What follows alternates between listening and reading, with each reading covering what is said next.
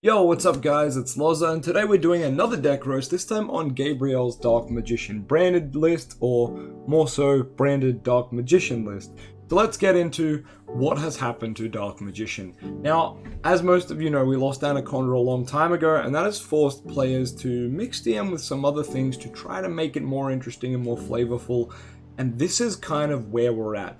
You'll know from the last roasting series video I talk about Matchy's take on the branded Dark Magician deck, where he still plays Soul Servant, he still plays Secrets of Dark Magic, and he plays one DMG and one DM.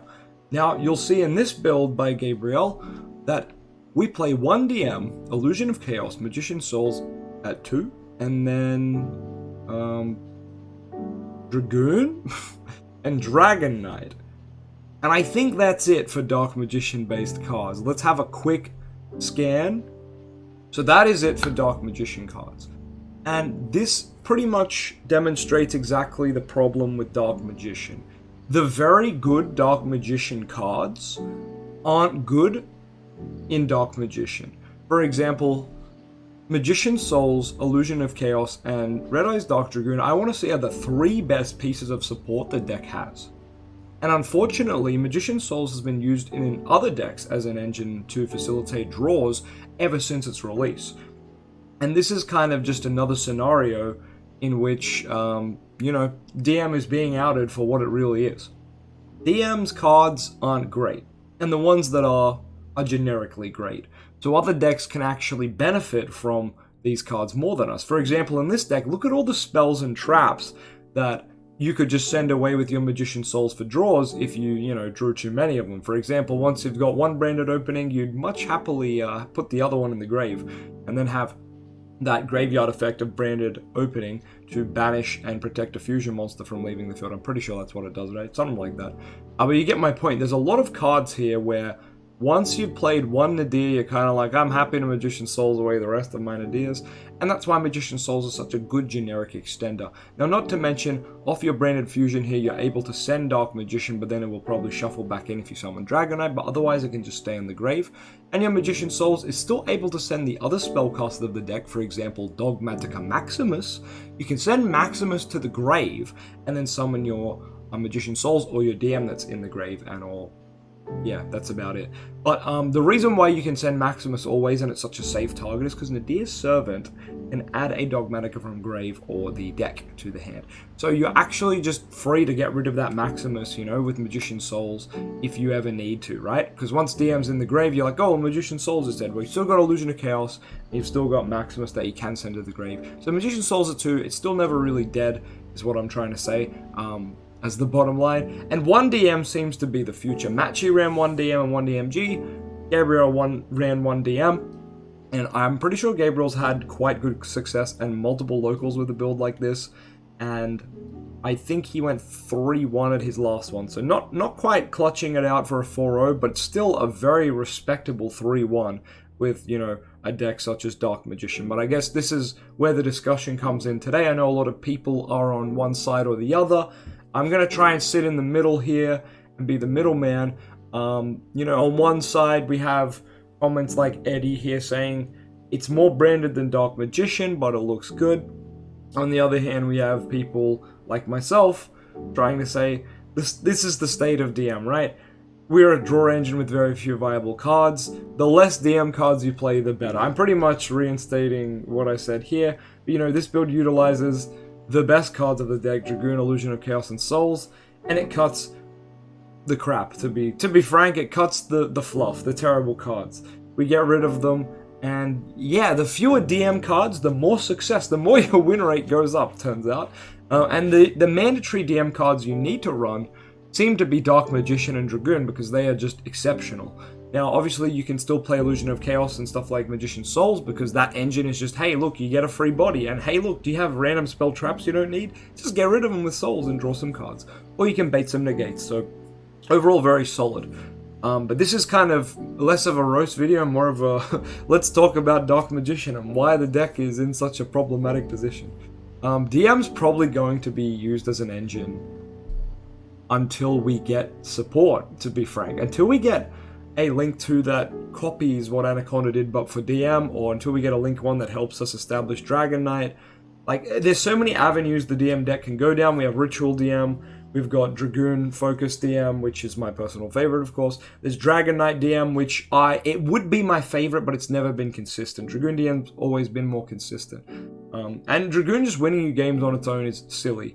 Dragon Knight's obviously amazing when you have Circle and Eternal Soul, but there's no safe way to set that up turn 1. Like, yes, Branded Fusion can get you Dragon Knight, but then you need Rod to go and get your Circle and Eternal Soul, or you just need to open Circle and Eternal Soul, right? So it's a little bit difficult there.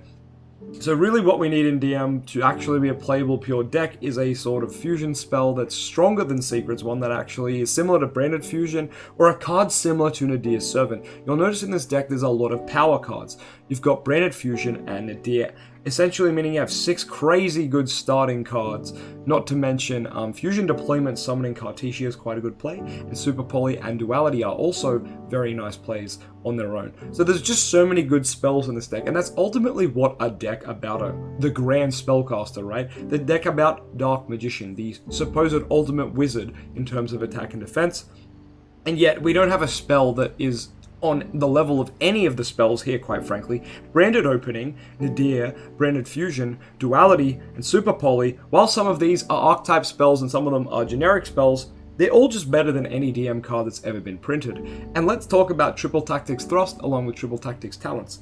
Now, a lot of people say, like, Loza, Eye of Timaeus is now searchable with Triple Tactics Thrust. And to that, I've always said, but why? And they're like, well, it's searchable now. Like, it wasn't, now it is. Yeah, but if you can search any card in your deck with Thrust, why would you search Eye of Timaeus? For example, in this list, you can Thrust and grab Tactics and draw 2. You can Thrust and grab Branded Fusion and summon anything. You can pop off from there. You can Tactics and grab Nadir and pop off from there. There's so many better cards to add to your hand than Eye of Timaeus. If Thrust lets you search literally any card in the game, why is your go-to Eye of Timaeus? Like, yes, I get it, it's unsearchable, now it's searchable, haha. It's not good. You still need a Dark Magician for that Eye of Timaeus to be useful. And even then, if you're making Dragon Knight, well, you need Circle and Eternal Soul. If you're making Dragoon, you've only got 1 pop. If you're making Dark Magicians, well, let's not go down that road. That card is not very good. You get my point. Eye of Timaeus will not give you the solution. Like, Thrust and Eye of Timaeus are not like the solve-all, be-all of the deck. Neither is Searching Timaeus. A lot of people are like, if Eye of Timaeus got a rod, a DM would be good. I don't necessarily think so either. I think we need more than that. Read a card like Nadir. Read a card like Branded Fusion. Read a card like Invocation. Like, that's what we need. We need a legitimate win condition within a spell in our deck. And a lot of people say DM's never going to get that. Sure, but that's what we need. We could also get things like Anaconda, but obviously in a link to that's DM related, where it lets us fuse from deck, or it lets us copy a fusion spell, or it lets us facilitate some sort of dumping of bricks and fusing, right? And that's why Anaconda was so good for the deck. You were able to Magician Souls away DMG, and summon Rod, and go into Anaconda, sending away your DM and your Red Eyes, and flop out the Dragoon. I would happily take a Link 2 that couldn't summon Dragoon, but it could flop out Dragon Knight or Dark Magicians. I would be happy if our, cheat fusion card let us cheat it out, just any DM fusion, but it made its name Dark Magician. Maybe it can't do Dragoon for some reason. I know a lot of people are scared of, Dragoon. They're like, oh, OCG won't do it because, Dragoon's a big problem.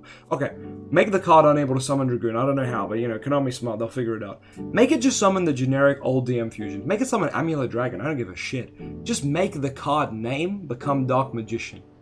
That's a 99% way to solve a lot of the deck's problems. Make a fusion spell that fuses from anywhere, or from deck mainly, that's the most important part, deck in hand. Because look at Soul Servant, right? If anyone reads Soul Servant, we draw for the Dark Magicians, Dark Magician Girls, and Palladium monsters in the graveyard. Wow. Eternal Soul, summon a DM from the graveyard. Wow. Why don't we just make all of the DM fusions identify as DM, since he's normally in them, or he's writing Timaeus in them, or he's literally fused in them, they should, in theory, all identify as that. And if you read Red Eyes Fusion, which I know, controversial card for a lot of people here, it makes every fusion identify as Red Eyes while on the field. It could be so simple for DM Fusion to do that. DM Fusion could say, use 1 card from hand and 1 card from deck, and it identifies as DM, and I would be happy. That's nowhere near the level of Branded Fusion, but I would be happy with that. And when I say we need a good fusion spell, I think a lot of people, think I want something that is going to be game-changing, something that's broken. Look, it can be as simple as letting us fuse with one card on the opponent's field and one card on our field. It could be a Super Poly style thing, right?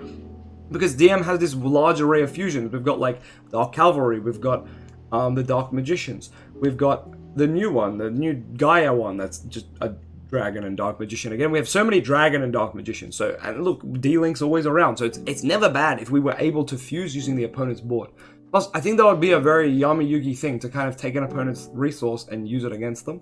It's very much in his character, not so much a thing he did in the show much, but I think it would be in character and in theme of the deck to start using their cards almost like Invocation or Super Polymerization, where you're able to use your opponent's cards to make a fusion. I think that would be a legitimate strategy moving forward because of all the varying DM fusions that don't see play. A lot of people are like, I love Dark Paladin, so I play, but you just can't summon it, right? Dark Cavalry is another great example where if you verse a warrior deck, great, you'd be able to like Super Poly, or in theory this DM fusion spell, use your opponent's card and your DM and make a warrior fusion, the cavalry. It doesn't really matter, you get my point. In theory we could keep getting fusions that are different attribute based to make like the DM deck have a unique mechanic of, you know, using opponent resources in some way or another. Now, obviously, Invocation uses Grave, so if they want to steer away from that, I'd understand. Field might be a bit too broken, but we're talking about an archetype that revolves around a level 7 vanilla. I think fusing with the opponent's field is absolutely fine. Maybe the condition is you have to use a DM from hand deck Grave. I really don't care. They just need a way to give DM spells on this level. Spells on this level. Like, we are a spellcaster deck. It's in the name. Spellcaster. Magician. Why are our spells dog shit? Why does Circle miss? Like, come on. Soul Servant's our best spell, and it's kind of like a budget version of Sky Striker Engage. Its potential is up here, but its floor is down here. Because if you open Soul Servant with nothing, it's literally a stack your deck and do nothing. If you have Soul Servant and you have 4 bricks in the grave, it's a stack a card and draw 4. Like, Soul Servant has so much hidden potential that they could explore that avenue and make the new DM fusions actually Palladium cards. They could make them identify as DM, they could make them identify as DMG. There's so much room for like experimentation and improvement. The Link 1 we get, if we got one, could be at Palladium. Or we could get a Link 2 that identifies as Timaeus, or says, you can search the Eye of Timaeus card. Like, we could have, there's just so many avenues that Konami just won't even try going down. And us as the DM players and the DM fans, we see these lines of play, or these theories, right? Or these ideas that could work. They wouldn't be broken, they would just work. The fusion spell or the link, they could lock you into DM related cards. They could lock you into Dark Spellcasters. It wouldn't matter. We would still play it. And some people are like, oh, they're scared of it being splashable. I don't think that's true. I don't think that's true. Konami make everything splashable. Like, if they're really that like, if they care that much, they'll make it splashable and then ban it, like they have so many times before, right? So, look, people are like, well, I don't want my DM cards to get hit on a ban list. Well, let's get to that conversation before we worry. Let's get to that point before we have to worry about that, right? We're not even at that bridge yet. We need to get some cracked support, to be quite frank. It does need to be on the level of the spells you see before you, and I will not back down from that argument. The spells you see right in front of you here are cracked. You pretty much would be very happy to open up any of these spells. If you had one of each of these spells in your hand, you'd probably be like, damn, I'm winning this game, right? Why don't DM spells feel like that? And like, yes, Loza, you can play Super Poly and Duality in DM. Yeah. Super Poly and Duality require other cards to be good, and that's already the theme of DM's identity. Circle does nothing unless it hits, and you have Eternal Soul, and you have DM, and you have, you know, everything in grave. Rod's not very useful in your hand, you need it in the grave, but you also need to play it to search, but then after that you need to get it in the grave. Everything in DM has its specific niche. There needs to be less of that. There needs to be generically good DM cards where you can just play them at the start of your turn because it's your starting play, because it's good. Rod should be searching something that is threatening. I'm sorry, but Rod searching Circle or Rod searching Soul Servant, your opponent doesn't give a shit. A lot of the time, your opponent won't even hand trap Rod. And that's the problem in itself. Normal summoning a Luba sends shivers down people's spines, but if they have the Ash, they hold it for the branded fusion. Normal summoning Rod is a joke. It's as simple as that. Rod itself is a card that lets you recycle it, to reuse it, to keep normal summoning every turn and get a DM resource. That, as a mechanic, is great. Artemis helping facilitate that is great. But what are we supposed to do when the cards we add off Rod don't do anything? If I had an opening hand of Rod and 3 copies of Imperm and an Effect Veil, essentially 4 copies of the same card, I'd be normal summoning Rod, adding Soul Servant, setting Soul Servant, linking Rod away for Artemis, and passing turn. Because that's the state of DM.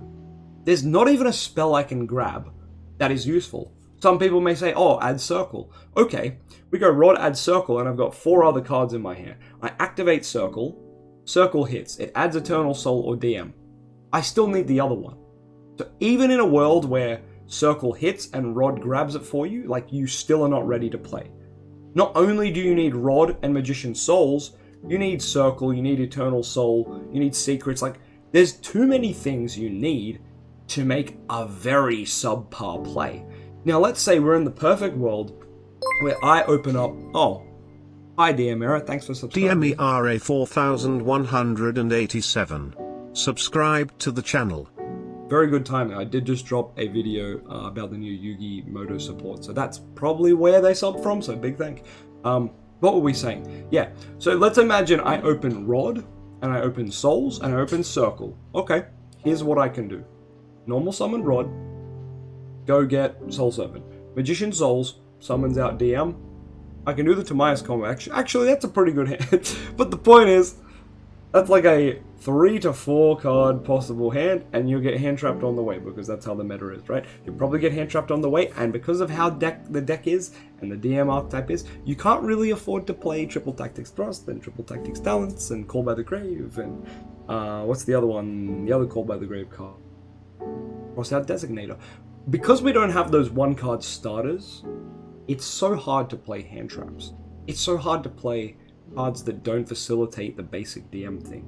And if we want to play pure DM in future, which we all do, we need better cards. Circle needs to be a threatening add, alright?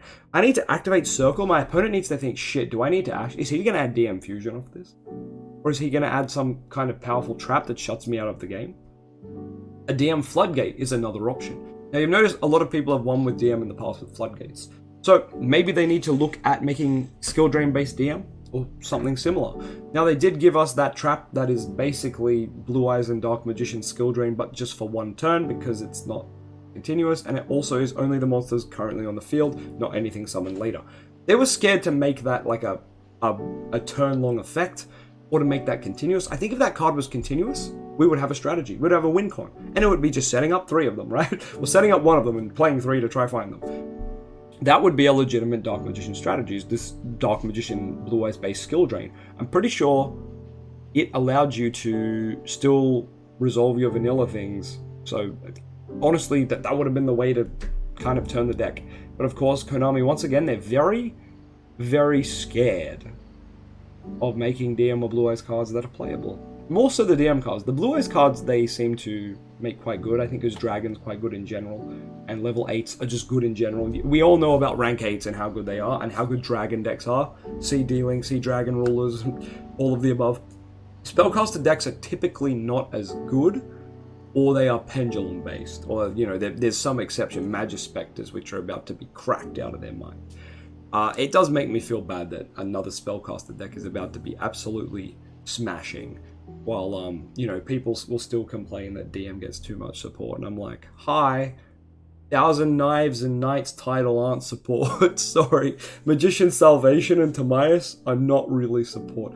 Cards that you gotta play at 1, they don't really count as support. And look, Illusion of Chaos, amazing piece of support. But we've got so much search in the deck already, and not enough power, not enough action, not enough win. There's no win cards, there's no win con, there's no branded fusion on a dear version of DM, right? And that's what I'm getting at. We need something with juice, something that is massive Ash bait.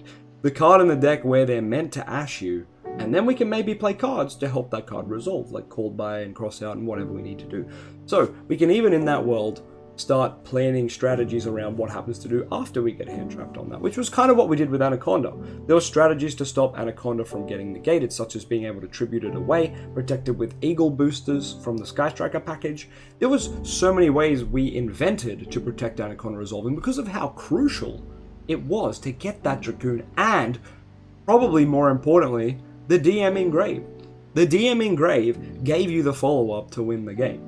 Yeah, obviously Dragoon was a powerhouse, it won games by itself, but Eternal Soul and Circle summoning that DM on the opponent's end phase was just the DM loop. The DM gameplay loop is just that. We do need something that gets us there. Another option is kind of like I can't remember their name, the Virtual World cards.